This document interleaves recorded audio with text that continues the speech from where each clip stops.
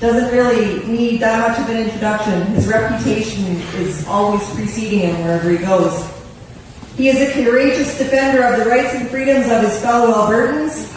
He is a very passionate man, standing strong and sacrificing so much for the well-being of his family, his friends, his neighbors, and also for perfect strangers. He has recently returned from a journey to Ottawa where he joined the front lines in the convoy for freedom to end all mandates. He advocates for truth and freedom everywhere he goes, and he's not afraid to tell it how it is. And ladies and gentlemen, from the Whistle Stop Cafe in Mirror, Alberta, Mr. Chip Scott.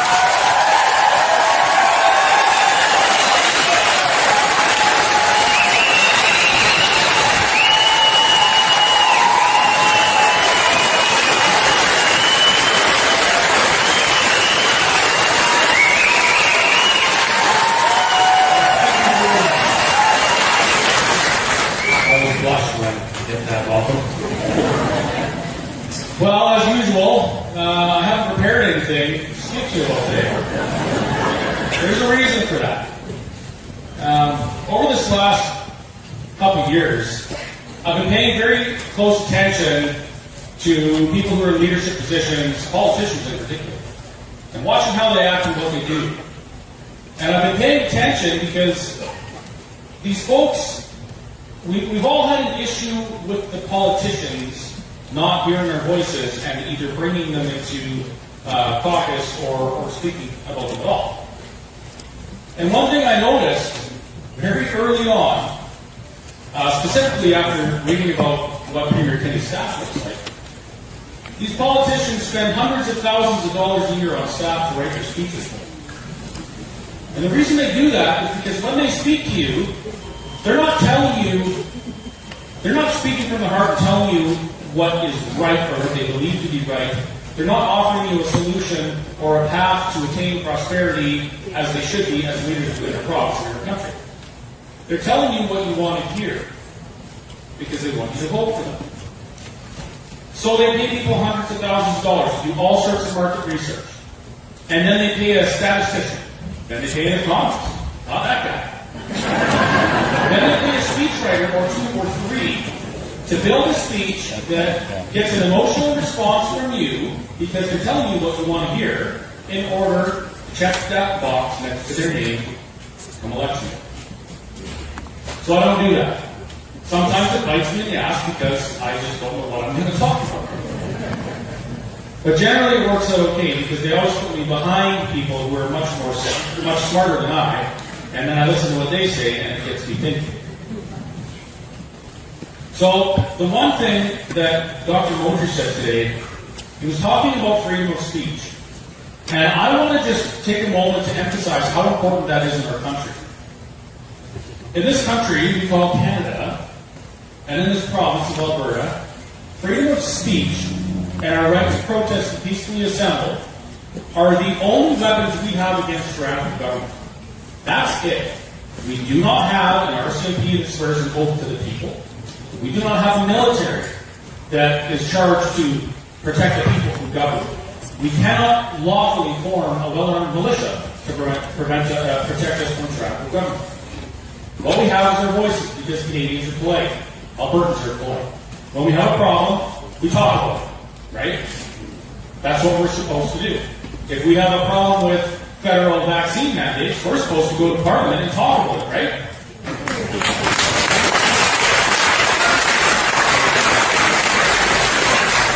So what happens when our voices are silenced?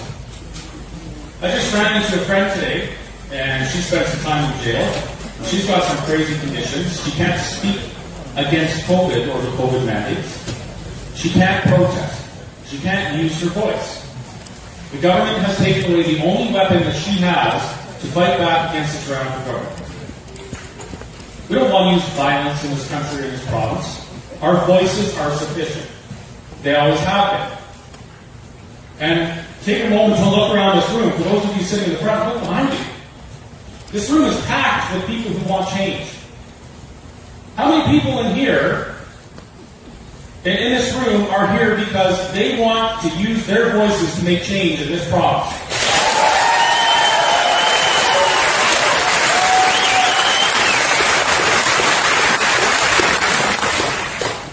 how many people are looking for answers and solutions?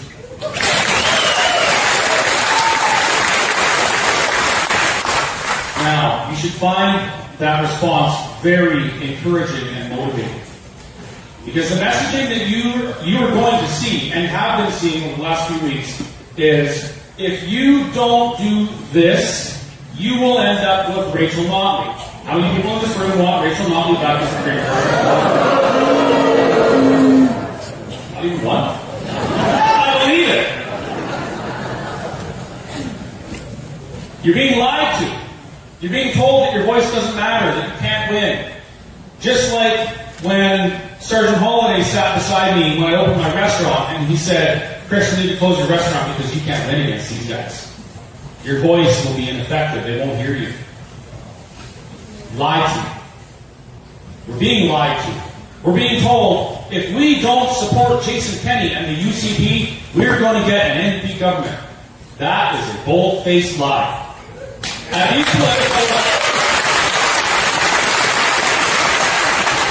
these political gatherings, these educational gatherings, they're full right now. The rooms are always at capacity, sometimes over capacity. It's amazing. Enough people in Alberta want to get involved and engaged in this quest for prosperity that we can make a difference. The challenging part is to get the message out to all those people that they're not alone in thinking that and knowing that we need change. And they don't have to be fearful, as Jason Kenney or the UCP will say to them, be fearful of not voting for us, because if you do, then you're going to get an NDP government. Now, honestly, I don't care. NDP, UCP, at the end of the day, we're headed on the same path. And the reason we're headed down the same path is because we're under the thumb of the federal government. No provincial government here in Alberta is ever going to get us out from under that. Jason Kenney already showed us that it's a failure. He fought the carbon tax and it failed. They're fighting about equalization, they will fail. Because the Constitution will not allow us to be prosperous and free in Alberta as we're intended to be. It won't. So I don't care if it's the UCP or the NDP. Well, actually, I do. I don't want either of those choices. But I'm not going to stop using my voice and be fearful of doing the right thing because I'm worried about splitting a vote or accidentally electing an NDP government again. I'm going to spend the next, I think it's 54 weeks or something now. I'm going to spend the next 54 weeks traveling around Alberta and encouraging and motivating people to start doing what they know is right. And leading by example. Because there are way more of us than there are of them. And we can win.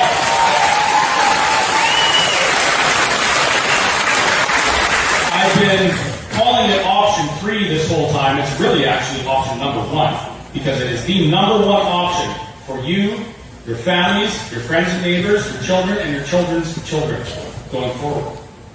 And that is to get out from underneath the thumb of that federal government. And I have an emotional attachment to Canada. But my emotional attachment to my family and my friends and neighbors is much stronger. And so I'll forego my emotional attachment to this country called Canada in order to save the people that I can.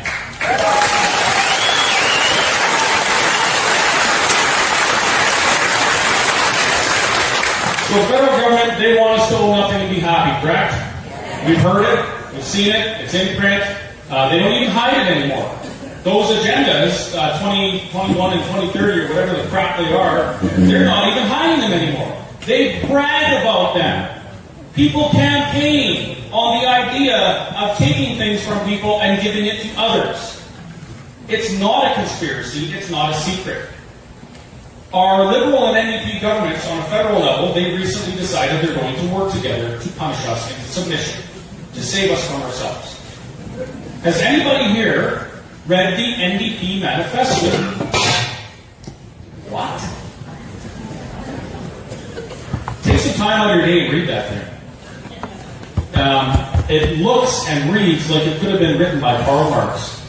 It literally says, you shouldn't be able to own a business, a home, property, anything. The government should decide everything for you because that's the only way we can move forward as a civilization. That's what it says. And up until we booted the NDP a few years back, that was right up on their website. You could download it and read it. I don't know if you can find it on the website anymore, but you can find it.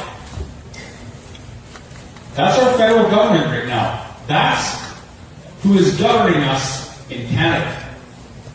And we will not get rid of them next election. It's not going to happen. I've been saying for months that we are stronger together, and they know that too. That's why they hopped in bed together. They're meeting each other.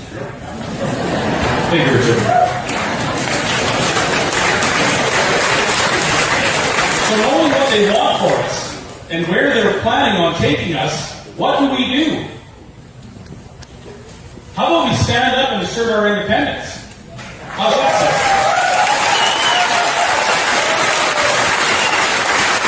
And that is option number one. Because there is no way that either the opposition or the governing party right now in Alberta will save us from that future. If we do not get involved and engage and get this message out and elect an independence-minded government next year in 54 weeks, we will owe nothing and be happy. Because they are strong right now. They are very strong. But we're so lucky to be living in Canada because our Constitution actually allows us to prevent going down that path as a province. We joined Confederation of our own free will because it was going to be better and more prosperous. It wasn't the case. The East wanted to use the West's riches to enrich their lives over there, but whatever. That's beside the point. We have the right and the responsibility, if you ask me, to exercise our option to leave Confederation should Confederation take a path in which our futures are threatened. Is there one person in this room who is happy with the path that we're on federally right now? There's got to be one. I was hoping to see a few hands go up because I want to speak to people who don't agree with me. I really do. That's important right now. There are people who don't understand this message. They don't. Is that one that's up? They don't understand why we're doing this. They think we're insurrectionists. They think that we hate Canada, that we hate the rest of the people in Canada, and that is not it at all. I love the people of this country, and I didn't know how much I loved them and how much they loved me until I drove across Canada in Ottawa and met a whole bunch of them.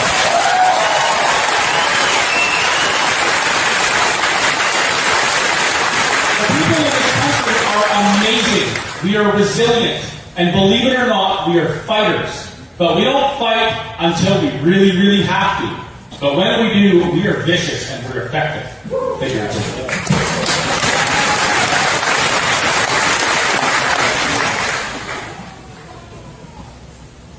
So this could possibly be the most important thing you're going to do in the next few days, is listen to these messages and find out why we need to do this. Now, I spoke about how much I love the people of Canada. And some people don't understand how that fits with my position on independence. But it's very simple. At some point, if the government is telling businesses that they have to close and destroy their lives and that of their family and their employees lose everything because there's a threat to them that they haven't even proven yet, at some point, somebody has to stand up and say, enough is enough, I'm opening my restaurant, screw you until you prove that you can do this to me.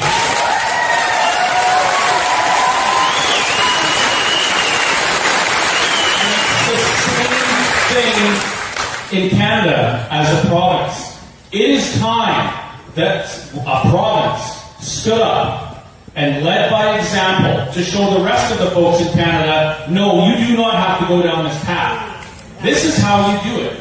We're going to do it. And we encourage you to come with us. Because we don't want anyone in Canada to owe nothing and be happy, do we? Or miserable. We don't want that for our friends and neighbors. We want them to be free, and we want them to be prosperous. And they will not unless we stand up and lead by example in this province, because everybody is watching us. The world is watching us right now. They're waiting to see what we do in Alberta, because we don't take this long.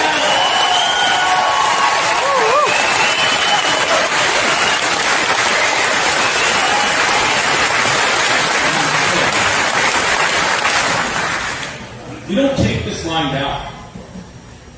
And if we do this, when we do this, we're going to set an example that is a beacon of hope for every person in this country. And that is the most unifying and compassionate thing we can do from a place of love than anything else. The politicians will not save you. The government will not save you. It's time for the people to start planning the path and tell the government, we've had enough. We're done with you. It's about us now. So,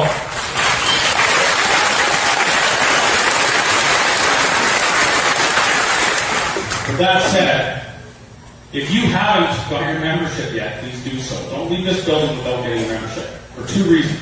Number one, we're stronger together. And as that number grows, it's going to encourage more people. It shows them that we can win. Number two, this costs money.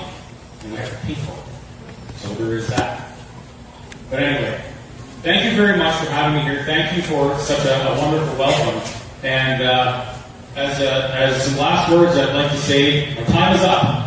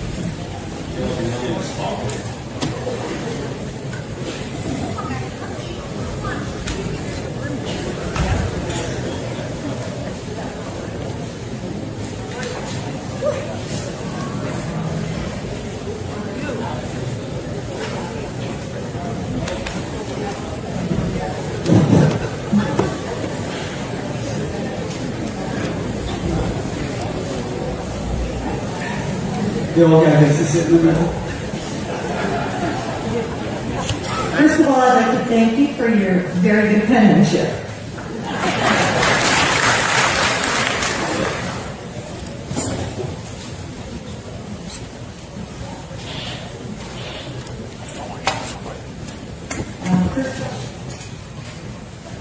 First question's for Dennis. How are you planning on holding MLAs and the Premier accountable?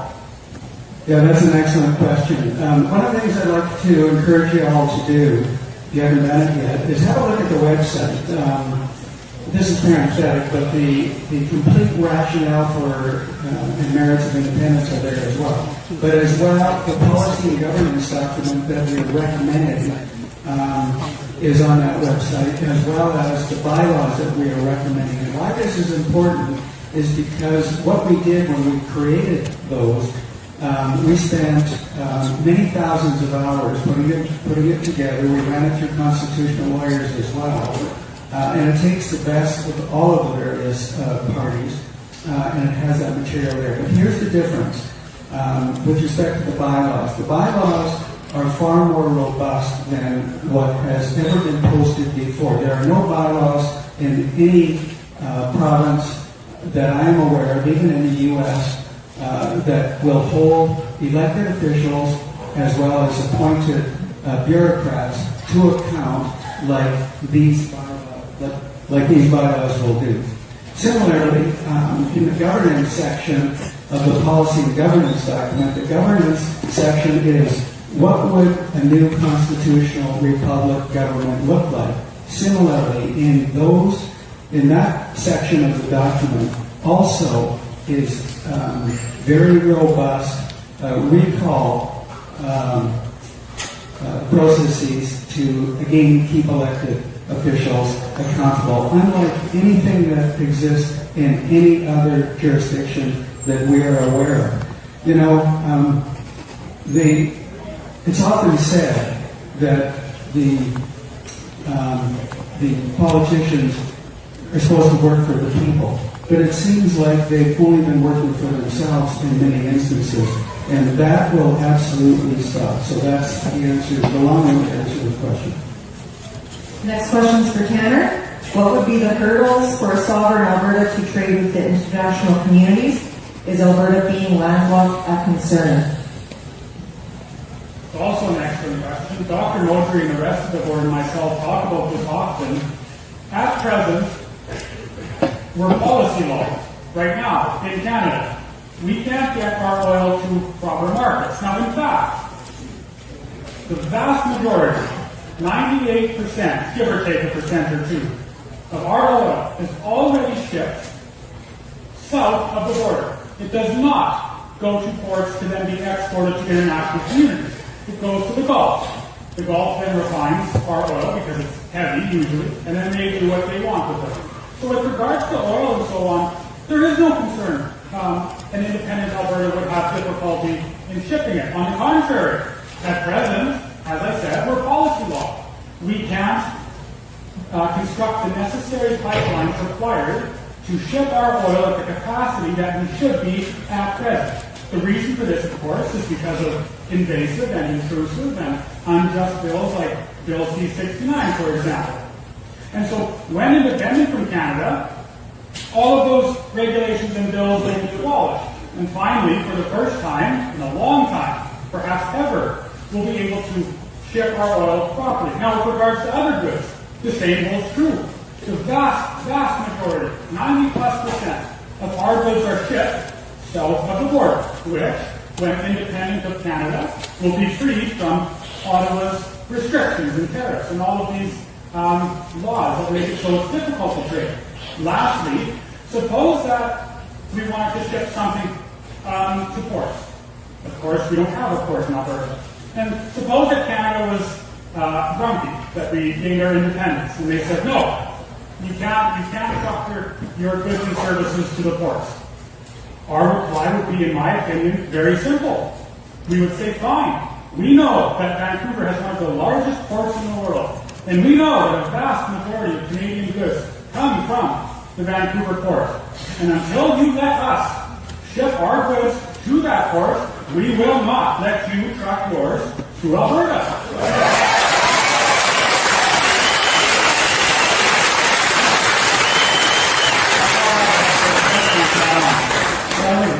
Let me add a couple of other things to that. Before actually blocking the transport, we could make some money on this by having massive tariffs imposed on anything crossing the border as well. We could also eliminate any flyover over Alberta as well. So that's the future of the sovereign nation. But there's one other thing. The United Nations Convention on the Law of the Sea, Articles 124 and 125, do permit countries that are landlocked to have access to tidewater for their goods and services. So, we have a lot of clout. We would be absolutely unshackled as an independent nation.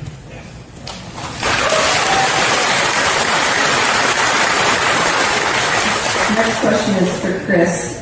What are some of the things that we can do to promote freedom so we're still free to vote for independence down the road? Well, I would say at this rate, it seems like those who want to keep us subservient to them are doing everything they can to remove our freedoms, one by one. And the federal government is allowing it, as a matter of fact, is promoting it. Trudeau was completely lambasted on the world stage recently.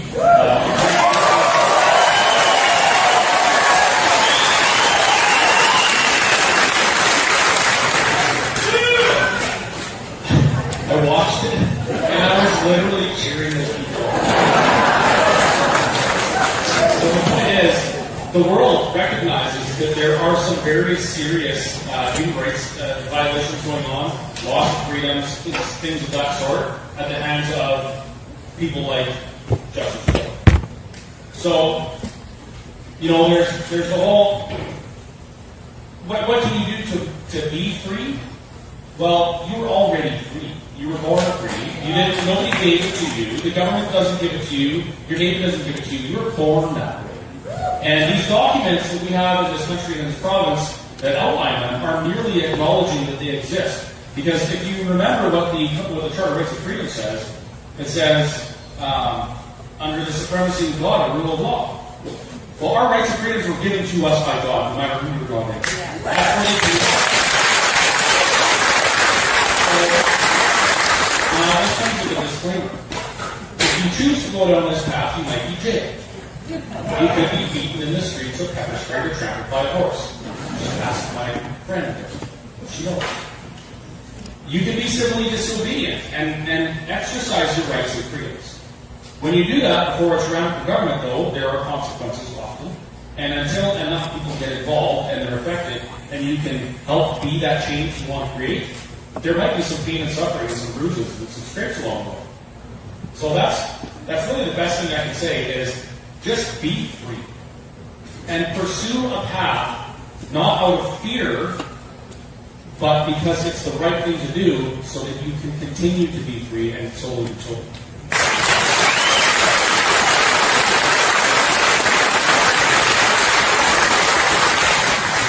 So, in an effort not to get beaten, what we are actually proposing is entirely legal. In other words, when you take control of policing, pensions, immigration, employment insurance, and provincial tax collection, that's legal. When a new independence-focused government implements legislation or has legislation that will permit the implementation of new banking regulations that will, for ATD and for service credit union and any other credit union products, that will protect you from CRA, that's all legal. The referendum on independence is also legal. Overcoming the issue of concern regarding the Clarity Act is also legal. So there would be really no justification or harm to anybody in this process. Yet, at the same time, we know that there are people out there that do have nefarious ideas. So, for example, in Calgary, for example, you've seen recently affronts occurring to people who are advocating for freedom. And the thing is that the rule of law should prevail to prevent violence from occurring.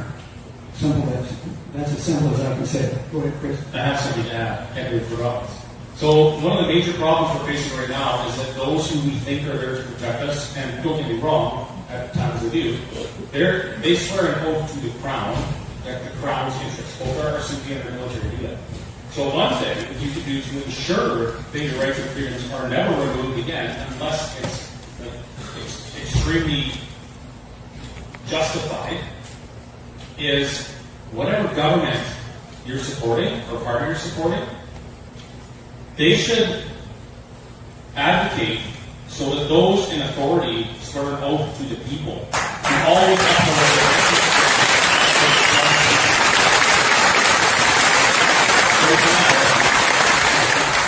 it's backwards right now. We have to basically prove that we were innocent when the government said we acted against them, and it should never be like that. So that has to change. Yeah, so for clarity on that point that Chris just made, remember that if you look after individual freedoms and rights, you will look after societal rights. But the reverse does not occur. The reverse, when societal rights trump individual rights, which is what occurred with the COVID-19 mandates, that was, the only reason that could occur was because of Section 1 of the Charter of Rights and Freedoms. That should not exist. There should never, ever be anything in a constitution that would abridge your individual freedoms and rights, period.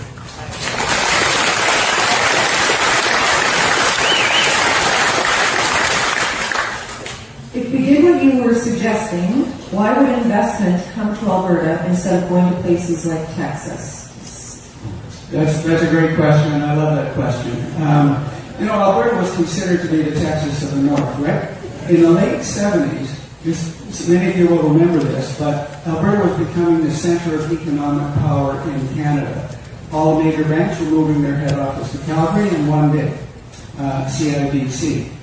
Now, why? Because of our oil and gas industry. There was literally liquid gold in the streets.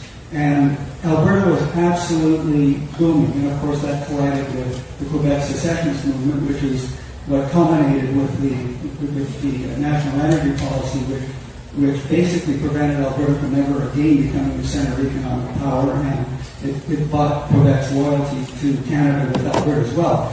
But if we are an independent nation and we have low taxes, a regulatory environment that is conducive to business, there will once again be massive business investment in Alberta. It absolutely will come. Why? Because business needs to go to where it can make a profit, pay its bills, and if it's a public company, pay its shareholders, and as well grow the company as well. So we know historically that when Alberta is prosperous, it engenders even more prosperity and more investment.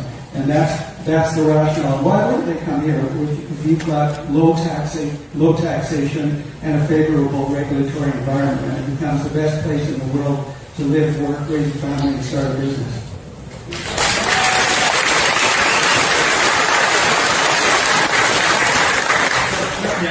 On to Dennis's point about the regulatory environment, what the UPP is proposing is, with regards to the regulatory institution, is groundbreaking. Insofar as right now, in Canada and in America, infrastructure like pipelines, for example, are heavily governed by the federal government, and they shouldn't be. The reason for this is that, of course, governments are partisan. The Liberals, it's a fact, don't want pipelines in the country. The Conservatives might and so on. But the problem is, if you're an investor, you know it takes a long time and a lot of money to build a pipeline. And so it might be that a Conservative government is elected into power, and they say, build pipelines at your pleasure. But you understand that in 5 years, a Liberal government or someone else who doesn't like pipelines might be re-elected, and they might shut you down. And now you've invested all of this money and it's sunk, and you can't recover it, but because the pipeline is closed, what are you going to do? You can't make any money. And so what we're proposing is, listen, that institution has to be totally independent of government, so that business investors and owners and all of these things know that no matter who's in power, their investment will be secure and not tainted by the political wills of politicians and bureaucrats and demagogues that are in power.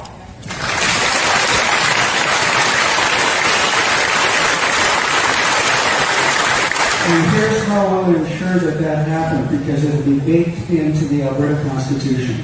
Yeah. That can't be changed. Are other provinces adopting the Prosperity Project? Well, yeah, that's Bob Leon, our president, has had contact with Central Okanagan in BC and also with Saskatchewan. And so a BC Prosperity Project is beginning, a Saskatchewan Prosperity Project is beginning, and prosperity is on the line.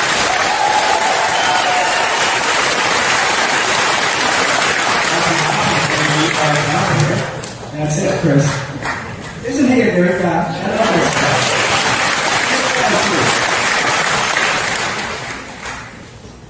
guy. How can we get Dr. Modry to become more mainstream news? Well, that's a really good, interesting question. Part of the fact of mainstream, it's not just me, it's Chris, it's Tanner, it's our whole Alberta Prosperity Project becoming more and more mainstream. And so working with an international marketing and advertising company, that's coming. Corey Morgan contacted me from the Western Standard just yesterday. He wanted to do an interview with me, which I guess I haven't seen his interview, but I guess they're fairly widely viewed. So it's not just me; it's the whole team, and it's wonderful to hear those kinds of questions. But they're really directed at all of us. This is not a one-person, a one-man show. This is all of you. This is for you, your families, and we don't need to wait. We don't need to wait. It's not just for our children and our grandchildren. It's for you right now. And we can do this very quickly.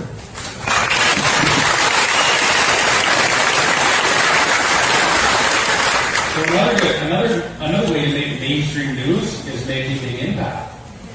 Build a membership to the point where they're like, hey, we can't ignore this anymore because there's 500,000 people in this project. Something's going to happen.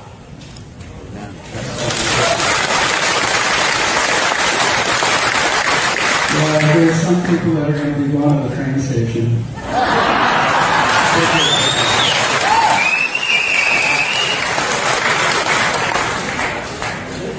I've got 3 questions here. They're all pretty much related. So it's what happens to my Canada pension plan, my RRSPs, my TFSA?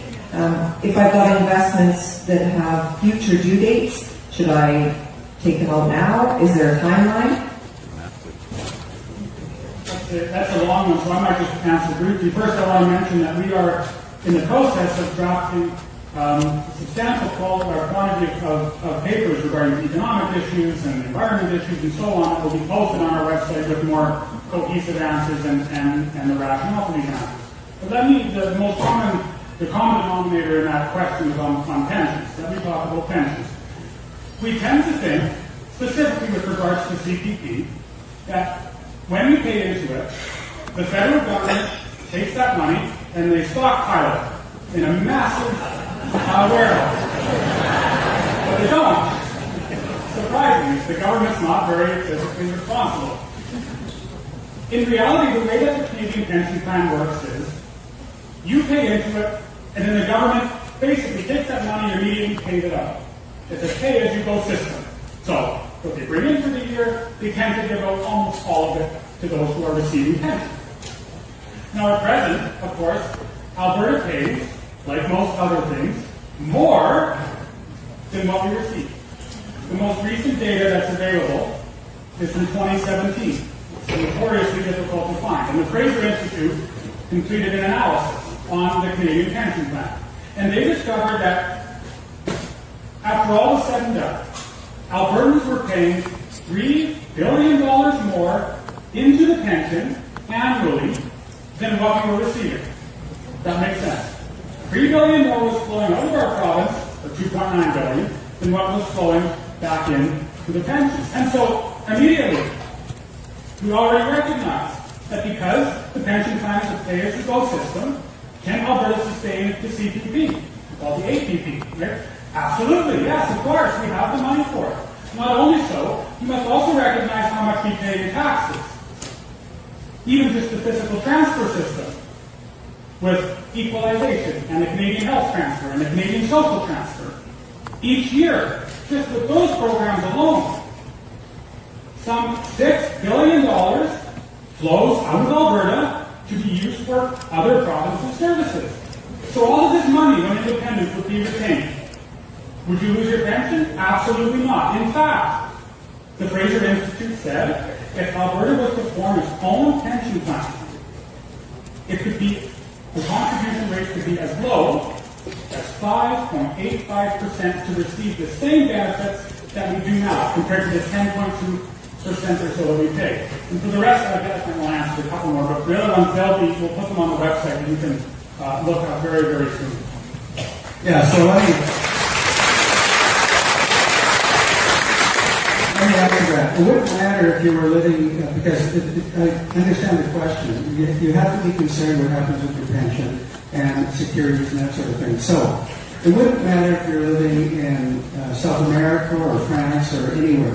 You still will get your Canada pension. It's just that as an Alberta pension, it would be significantly greater. The same thing here would be the case with securities. But something interesting to think about. You could be in Alberta, you could live in Alberta and be a Canadian citizen. Or you can live in Alberta and be an Alberta citizen. Can you think of the economic difference? How would you like to be an Alberta citizen and pay 10% flat tax, or be a Canadian citizen and pay 45% tax plus the 10% Alberta tax? It's kind of a no-brainer, isn't it?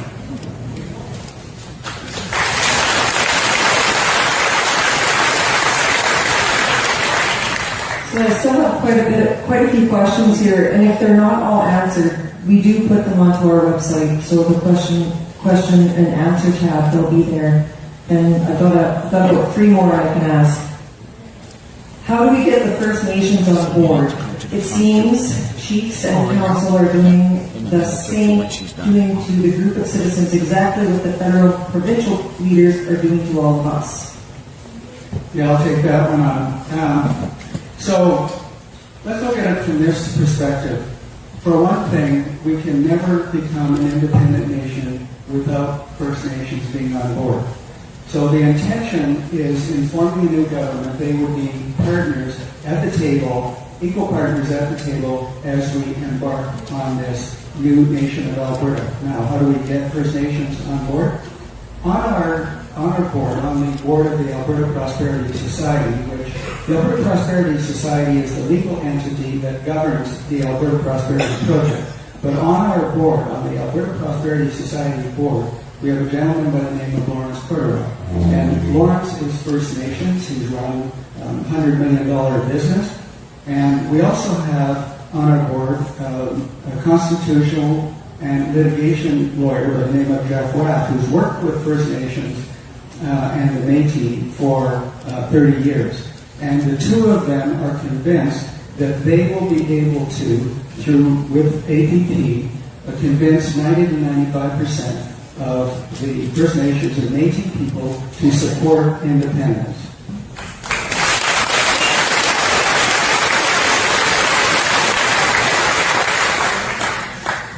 Does sovereignty provide autonomy from federal government regulations and currency? Yes. Yes, I think. Yes, it does.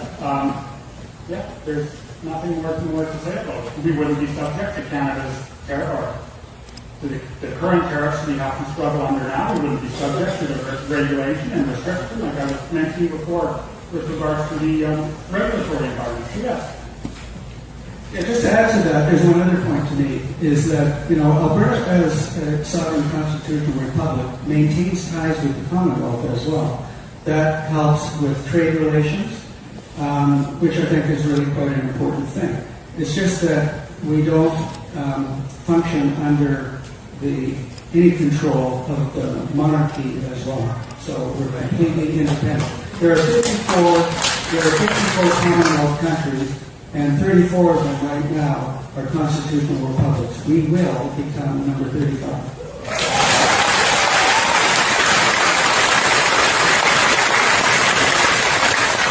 Do you see a present party adopting Alberta Prosperity Project policies in time for the provincial election in 2023? Sorry, I'm unclear with that question. Just read it again. Do you see a present political party, I guess, adopting the Alberta Prosperity Project policies in time for the next election? Well, absolutely, because, it's interesting. A number of MLAs and the various parties have come to us. They're aware. At one point, I was the VP of Policy and Governance of the Alberta Independence Party. So when you look on their website, their policies are very similar to the policies that we are recommending, just that we've added a governance section and we've improved the policy section as well. The Independence Party of Alberta loves what we've drafted as well. We are working behind the scenes to try and bring together the various independence parties, as well as disaffected UCP constituency associations. But remember, we have to be nonpartisan, and of course we're nonprofit as well, because otherwise we fall under the elections Alberta contribution limits, and we're not a party. So what we can and will do and are doing is encourage all of you to carefully examine what the policies and the governance and the bylaws are. And we will help guide you in that process through the education material that we roll out. So yes, in 2023, the answer is absolutely an independence-focused government can be and will be elected.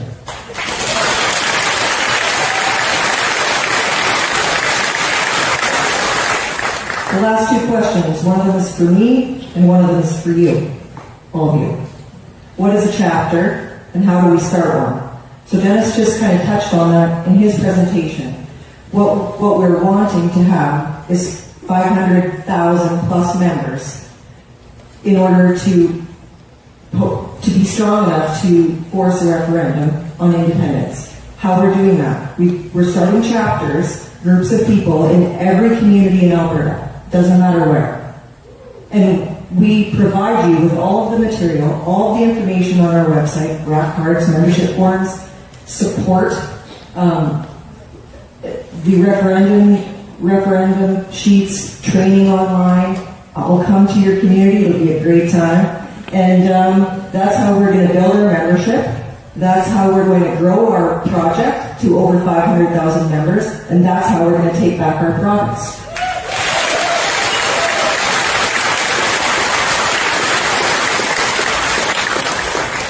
This question is for you. How many of you are going to leave here today without buying a membership? Raise your hand.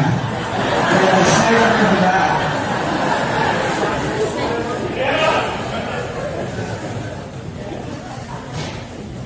Yes, of course. Absolutely. Because you know what? We'll buy them for Saskatchewan too. For Alberta. We'll support Saskatchewan as well. Alberta and Saskatchewan are linked at the hip. Okay, that's all that I have for question and answers for right now, but I just would like to introduce you to the people that make this project happen a lot of the time, and then we'll have a quick break. Short break. Okay, so on stage we have Dr. Dennis Modry. He is our CEO.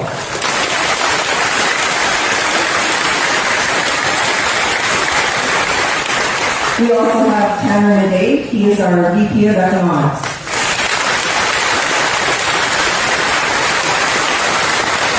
The gentleman right here in front of me with all of these microphones is Elaine Gauthier. He's our secretary. And also the technical guy. Our president, Bob Leon. Events coordinator, Pam Lair. Events people, Ty and Jill Northcott. Pam Foley, Naomi Smart. The chapter leader from Medicine Hat, Tom Hockey and LeVar Payne.